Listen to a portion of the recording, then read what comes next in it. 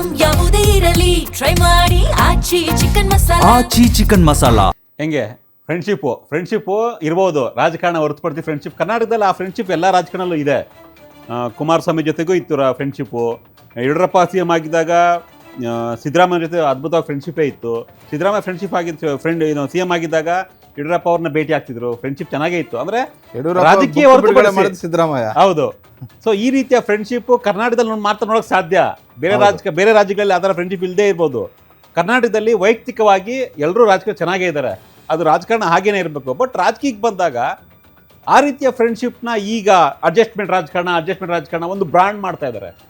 ವಿಜೇಂದ್ರ ಅವರಿಗೆ ಆರಂಭದಿಂದ ನೀವು ಹೇಳ್ದಂತೆ 2 ವರ್ಷಗಳಿಂದ ಏನು ಅವ್ರಿಗೆ ರಾಜ್ಯಾಧ್ಯಕ್ಷರಾದರು ಆಗ್ಲಿಂದಲೂ ಕೂಡ ಒಂದು ರೀತಿ ಅಸಮಾಧಾನ, ಬಣ ಪಾಲಿಟಿಕ್ಸ್ ಎಲ್ಲವೂ ಇದೆ.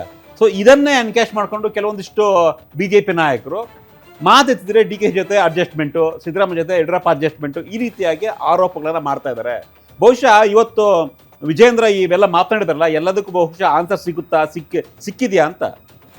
ಅಲ್ಲ, ಇವತ್ತಿನ ಮಾತುಗಳು ಎಲ್ಲರೂ ಕೇವಲ ಆ ಭಾಗದ ಜನರಿಗೆ ಅಷ್ಟೇ ಅಲ್ಲ, ಆ ಭಾಗದ ಕಾರ್ಯಕರ್ತರಿಗೆ ಅಷ್ಟೇ ಅಲ್ಲ, ಯಾರು ವಿಜೇಂದ್ರ ಅವರ ವಿರುದ್ಧ ಷಡ್ಯಂತ್ರ ಮಾಡ್ತಿದ್ದಾರೋ, ಯಾರು ವಿಜೇಂದ್ರ ಅವರ ಜೊತೆಯಲ್ಲೇ ಇದ್ದು ಷಡ್ಯಂತ್ರ ಮಾಡ್ತಿದ್ದಾರೋ ಅವ್ರಿಗೂ ಕೂಡ ಅರ್ಥ ಆಗಬೇಕು ಅನ್ನುವಂಥ ಒಂದು ರೀತಿಯಲ್ಲಿ ಅವ್ರು ಮಾತಾಡೋದು. ವಿಜೇಂದ್ರ ಅವರ ಎಲ್ಲ ವಿಚಾರದಲ್ಲೂ ನಾವು ಒಪ್ಪದೇ ಇದ್ರು ಕೂಡ, ಈಗ ವಿಜೇಂದ್ರ ಅವ್ರು ಹೇಳಿದ್ದೆಲ್ಲ ಸತ್ಯ ಅಂತಲ್ಲ, ಹೇಳಿದ್ದೆಲ್ಲ ಸುಳ್ಳು ಅಂತಲ್ಲ. ಆದರೆ ವಿಜೇಂದ್ರ ಯಡಿಯೂರಪ್ಪ ಅವರ ಮಗ ಅನ್ನುವಂಥ ಏಕೈಕ ಕಾರಣಕ್ಕೆ ನಾವು ಒಪ್ಪಬೇಕಾ ಅನ್ನುವಂಥದ್ದು ಒಂದು ವಾದ BJP ಅವ್ರದ್ದು.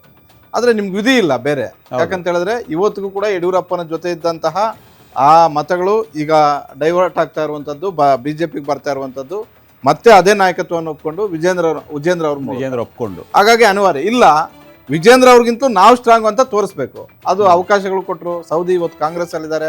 ಅವತ್ತು ಸೌದಿನ ಪರ್ಯಾಯ ನಾಯಕರನ್ನ ಬೆಳೆಸಬೇಕು ಅಂತ ಬಹಳಷ್ಟು ಪ್ಲಾನ್ ಮಾಡಿ DCM ಮಾಡಿದ್ರು, ಪ್ರಯೋಜನ ಆಗ್ಲಿಲ್ಲ. ಬೊಮ್ಮಾಯಿನ CM ಮಾಡಿದ್ರು, ಪ್ರಯೋಜನ ಆಗ್ಲಿಲ್ಲ.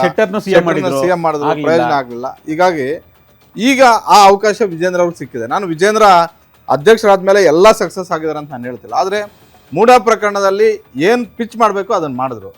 ಅದನ್ನ ಯಾವ ರೀತಿ ಪಕ್ಷಕ್ಕೆ ಮಾಡುತ್ತೆ. ಮತ್ತೊಂದು ವಿಚಾರ, ಈಗ ನೀವು ಹೇಳಿದ್ರೆ ವಿಜೇಂದ್ರಗೆ ರಾಜ್ಯಾಧ್ಯಕ್ಷ ಆದ ನಂತರ ಅವ್ರಿಗೆ ಏನ್ ಬೇಕೋ, ಯಾವ ತರ ಅಧಿಕಾರ ಬೇಕೋ ಅಷ್ಟು ಪವರ್ ಸಿಕ್ಕಂಗಿಲ್ಲ ಅವ್ರಿಗೆ.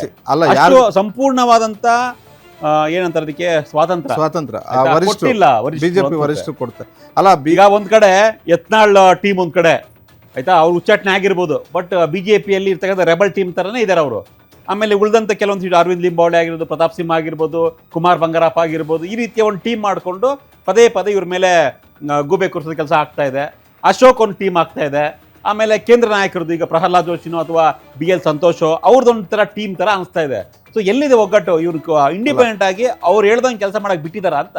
ಅಲ್ಲ, ನನಗೆ ರಾಜ್ಯ BJP ಮೇಲೆ ವರಿಷ್ಠ ಏನಾದರೂ ಈ ರೀತಿ ದೂರ ಹೇಳಿದ್ರೆ, ವಿಜೇಂದ್ರ ತಪ್ಪು, ಅಶೋಕ್ ತಪ್ಪು ಅಂತ ಹೇಳಿದ್ರೆ, ನನಗೆ ರಾಜ್ಯ BJP ವಿಜೇಂದ್ರ ಆಗಿರ್ಬೋದು, ಅಶೋಕ್ ಆಗಿರ್ಬೋದು, ಬೊಮ್ಮಾಯಿ ಆಗಿರ್ಬೋದು, ಬೇರೆ ಎಲ್ಲ ನಾಯಕರುಗಳು, ಯತ್ನಾಳ್ ಸೇರಿದಂತೆ ಉಚ್ಚಾಟನೆಗೊಂಡಿರುವಂಥ ಯತ್ನಾಳ್ ಸೇರಿ ಎಲ್ಲರನ್ನೂ ಸೇರಿ ಇವಾಗೊಂದು 40% ಕೊಡ್ಬೋದು. ಇನ್ನೆಲ್ಲ ತಪ್ಪಿರೋದು 60% ಸೆಂಟ್ರಲ್ ಅವ್ರದ್ದು. ಯಾವ್ಯಾವ ರಾಜ್ಯದ ಏನೇನೋ ಸಮಸ್ಯೆ ಇರೋದು ಅಲ್ಲಿ ಗೆಲ್ಲಕ್ಕೆ ಆಗೋದಿಲ್ಲ. ಅಂತ ಕಡೆ ಹೋಗಿ ಎಲ್ಲ ಪ್ಯಾಚ್ ಅಪ್ ಮಾಡಿ ಅಲ್ಲಿ ಗೆದ್ಕೊಂಡು ಬರ್ತೀರಾ. ಇಲ್ಲಿ ಎಲ್ಲ ಸರಿ ಇದೆ, ಅವು ಸರಿಯಾಗಿ ಹೋಗ್ತಿಲ್ಲ ಅಷ್ಟೇ. ದಾರಿ ಎಲ್ಲ ಸರಿ ಇದೆ. ಆ ದಾರಿ ಕರೆಕ್ಟ್ ಆಗಿ ಹೋಗಿ ಅಂತ ಹೇಳಕ್ ರೆಡಿ ಇಲ್ಲ.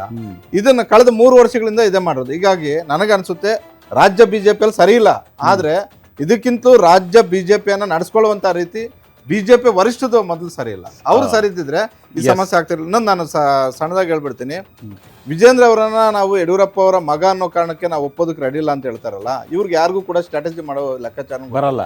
ಕೇರ್ಪೇಟೆ ಆಗಿರ್ಬೋದು, ಶಿರಾ ಆಗಿರ್ಬೋದು, ಇವು ಯಾವ ಕ್ಷೇತ್ರಗಳಲ್ಲೂ ಕೂಡ BJP ಗೆಲ್ಲುತ್ತೆ ಉಪಚುನಾವಣೆಯಲ್ಲಿ ಅಂತ ಯಾರು ಲೆಕ್ಕಾಚಾರ ಹಾಕಿರ್ಲಿಲ್ಲ.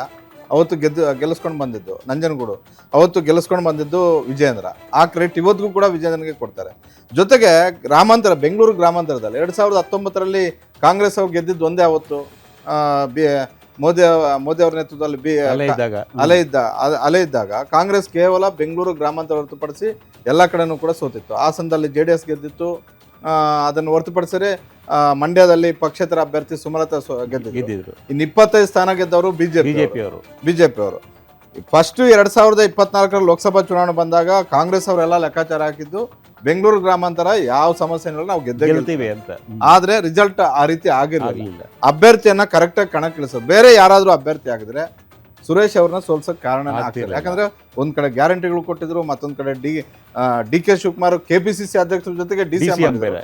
ಕೆಪಿಸಿಸಿ ಅಧ್ಯಕ್ಷರಾಗಿದ್ದುಕೊಂಡು ತಮ್ಮನನ್ನ ಗೆಲ್ಲಿಸ್ಕೊಳ್ಳಲೇಬೇಕಾಗಿರುವಂತ ಅನಿವಾರ್ಯ ಪರಿಸ್ಥಿತಿಯಲ್ಲಿದ್ರು. ಆದ್ರೆ ಗೆಲ್ಲಿಸ್ಕೊಳ್ಳೋಕೆ ಆಗ್ಲಿಲ್ಲ. ಅದು ಕಾಂಗ್ರೆಸ್ ಒಳಗಿದ್ಕೊಂಡು ಕೆಲವರು ಬೇರೆ ರಾಜಕಾರಣ ಮಾಡಿದ್ದು ಅದು ಬೇರೆ ಲೆಕ್ಕಾಚಾರ. ಆದ್ರೆ ಅವತ್ತು ಅಲ್ಲಿ ಗೆಲ್ದೇ ಇರೋದಕ್ಕೆ ಕಾರಣ ಮಂಜುನಾಥ್ ಅವರನ್ನ ಅಭ್ಯರ್ಥಿ ಮಾಡಿದ್ದು ಒಂದು ಕಡೆ. ಆದ್ರೆ ಮಂಜುನಾಥ್ ಅವರೇ ಅಭ್ಯರ್ಥಿ ಆದ್ರೆ ಅದು ಪ್ಲಸ್ ಆಗುತ್ತೆ ನಮಗೆ, ಮೈತ್ರಿ ಅಭ್ಯರ್ಥಿ ಆದ್ರೆ ನಾವು ಗೆದ್ದೇ ಗೆಲ್ತೀವಿ ಅಂತ ಹೇಳಿದ್ದು ಕೂಡ ವಿಜೇಂದ್ರ. ಹೀಗಾಗಿ ಎಲ್ಲಾ ವಿಚಾರಗಳಲ್ಲೂ ವಿಜೇಂದ್ರ ಅವ್ರನ್ನ ಒಪ್ಪದೇ ಇದ್ರು ಕೂಡ ಈ ವಿಚಾರಗಳಲ್ಲಿ ಜೊತೆಗೆ ಬಿಜೆಪಿ ರಾಜ್ಯಾಧ್ಯಕ್ಷರಾಗಿ ಎಲ್ಲವೂ ಸಕ್ಸಸ್ ಆಗಿದ್ದಾರೆ ಅಂತಲ್ಲ, ಹಾಗಂತ ಎಲ್ಲವೂ ಫೇಲ್ಯೂರ್ ಆಗಿದ್ದಾರೆ ಅಂತಲ್ಲ.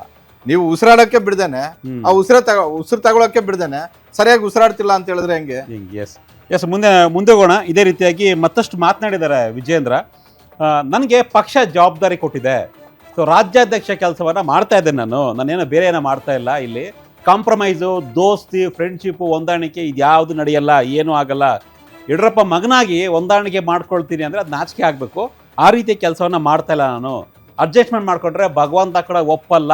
ಸೊ ಪಕ್ಷ ಸ್ಟ್ರಾಂಗ್ ಆಗಬೇಕು, ಮುಂದೆ ಅಧಿಕಾರಕ್ಕೆ ಬರಬೇಕು ಅನ್ನೋದು ವಿಜಯೇಂದ್ರ ಅವರ ಖಡಕ್ ಮಾತುಗಳು. ಇದು ಕೂಡ ಖಡಕ್ ಆಗಿ ಹೇಳಿದ್ದಾರೆ ಅವರು. ಸೊ ನೋ ಅಡ್ಜಸ್ಟ್ಮೆಂಟ್, ನೋ ಹೊಂದಾಣಿಕೆ, ನೋ ದೋಸ್ತಿ. ರಾಜಕಾರಣ ಅಂದರೆ ರಾಜಕಾರಣ, ನಾವು ಎಲೆಕ್ಷನ್ ಅಂದರೆ ಎಲೆಕ್ಷನ್ ಮಾಡಬೇಕು, ರಾಜಕಾರಣ ಮಾಡಲೇಬೇಕು, ಗೆಲ್ಲಬೇಕು, ಇದೊಂದೇ ನಮ್ಮ ಮಂತ್ರ ಅನ್ನೋದು ವಿಜಯೇಂದ್ರ ಅವರ ಮಾತು. ನೋಡೋಣ ಏನು ಮಾತನಾಡಿದ್ದಾರೆ ಅಂತ.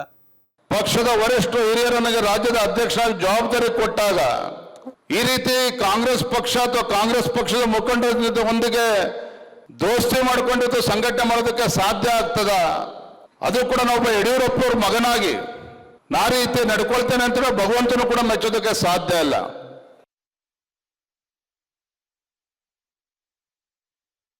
ಪಕ್ಷದ ವರಿಷ್ಠ ಹಿರಿಯರು ನನಗೆ ರಾಜ್ಯದ ಅಧ್ಯಕ್ಷ ಜವಾಬ್ದಾರಿ ಕೊಟ್ಟಾಗ ಈ ರೀತಿ ಕಾಂಗ್ರೆಸ್ ಪಕ್ಷ ಅಥವಾ ಕಾಂಗ್ರೆಸ್ ಪಕ್ಷದ ಮುಖಂಡರ ಒಂದಿಗೆ ದೋಸ್ತಿ ಮಾಡಿಕೊಂಡಿದ್ದು ಸಂಘಟನೆ ಮಾಡೋದಕ್ಕೆ ಸಾಧ್ಯ ಆಗ್ತದ?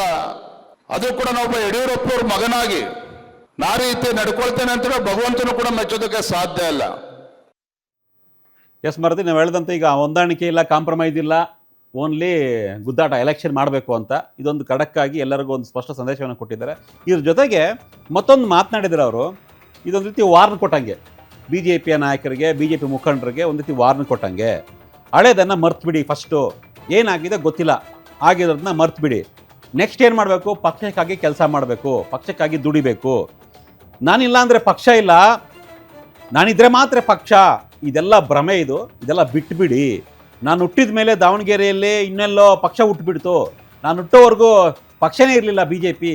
ಇದೆಲ್ಲ ಈ ಮನಸ್ಥಿತಿ ಭ್ರಮೆ ಇದೆಯಲ್ಲ, ಇದೆಲ್ಲವನ್ನು ಪಕ್ಕಕ್ಕಿಡಬೇಕು. ಈಗಲೇ ನೀವು ನಾಯಕರು ಭಾಷಣ ಮಾಡೋಕ್ಕೆ ಬಂದರೆ ಸ್ಟೇಜ್ಗಳಲ್ಲಿ ಕಾರ್ಯಕರ್ತರು ಚಪ್ಪಾಳೆ ತಟ್ತಾ ಇಲ್ಲ, ಅದು ನಿಮ್ಮ ಯೋಗ್ಯತೆ ತೋರಿಸುತ್ತೆ. ಅಂದರೆ ಭಿನ್ನಾಭಿಪ್ರಾಯ, ಕಿತ್ತಾಟ ಹೆಂಗಿದೆ ಅಂದ್ಬಿಟ್ರೆ ನಮ್ಮ ವೇದಿಕೆಗಳಲ್ಲೇ ಅದು ತೋರಿಸ್ತಾ ಇದೆ. ವೇದಿಕೆಯಲ್ಲಿ ನೀವು ಬಂದಾಗ, ಭಾಷಣ ಮಾಡಿದಾಗ ಚಪ್ಪಾಳೆ ತಟ್ತಾ ಇಲ್ಲ ಕಾರ್ಯಕರ್ತರು, ಅಷ್ಟು ರೋಸ್ ಹೋಗಿದ್ದಾರೆ. ಇದನ್ನೆಲ್ಲ ಸರಿ ಮಾಡಿಕೊಂಡು ಮುಂದೆ ಹೋದರೆ ಪಕ್ಷ ಉಳಿಯುತ್ತೆ, ನಾವು ಉಳಿತೀವಿ. ಆ ನಿಟ್ಟಿನಲ್ಲಿ ಕೆಲಸ ಮಾಡಬೇಕು ಅನ್ನೋದು ವಿಜಯೇಂದ್ರ ಅವರ ಮಾತು.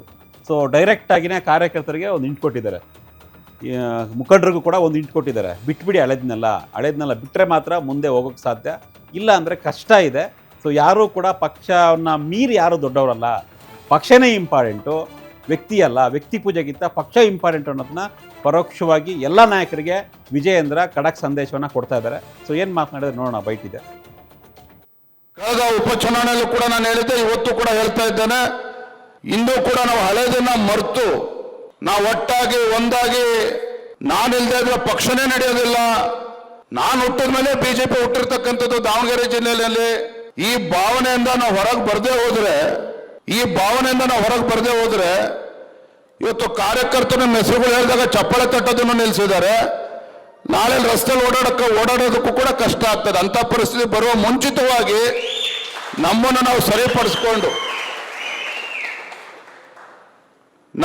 ಸರಿಪಡಿಸ್ಕೊಂಡು ಪಕ್ಷದ ಹಿತದೃಷ್ಟಿಯಿಂದ ಒಟ್ಟಾಗಿ ಒಂದಾಗಿ ಸಂಘಟನೆಗೆ ಬಲಪಡಿಸುವಂತ ಕೆಲಸ ಮಾಡಬೇಕು ಅನ್ನುವ ವಿನಂತಿಯನ್ನ ವಿನಮ್ರವಾಗಿ ನಾನು ಮಾಡ್ತಾ ಇದ್ದೇನೆ ಅನ್ನೋದನ್ನು ಕೂಡ ಈ ಸಂದರ್ಭದಲ್ಲಿ ಇಚ್ಛೆ ಪಡ್ತೇನೆ.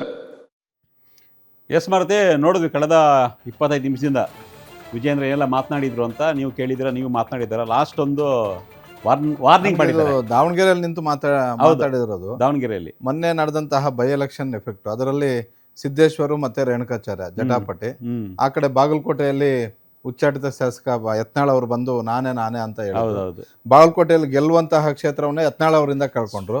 ಇಲ್ಲಿ ಇವರಿಬ್ರು ಪ್ರತಿಷ್ಠೆಗೆ ಬಿದ್ದು ಕಡಿಮೆ ಅಂತರದಲ್ಲಿ ಸೋತಿದ್ದೆಲ್ಲ ಬರೀ 3,000 3,500 ಅದೊಂದು ದೊಡ್ಡ ಅಂತರ ಅಲ್ಲ. ಹಾಗಾಗಿ 5,000 ಲೀಡ್ ಬಂದಿತ್ತು, ಅದ್ರಾಗ ಅರ್ಧ 2,500 ವೋಟ್ ಬಂದ್ರೆ ಗೆದ್ಬಿಡ್ತಾ ಇದ್ರಲ್ಲ. ಹೌದು.